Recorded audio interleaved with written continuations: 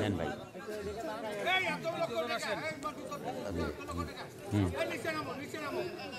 জি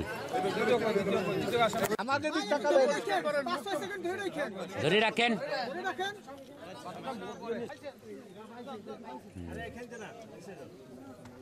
ঠিক আছে আমাদের দিক তাকান।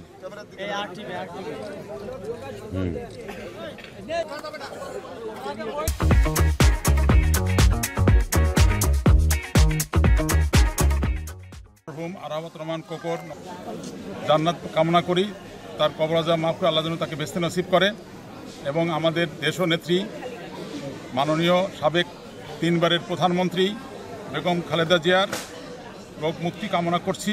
আল্লাহ যেন তাকে অতি দ্রুত সুস্থ করে আবার আমাদের মাঝে ফিরে আনে। আবার দেশনেত্রী বেগম খালেদা জিয়া যেন বাংলাদেশের মানুষের কল্যাণে যেন আবার মানুষের পাশে এসে দাঁড়াতে পারে।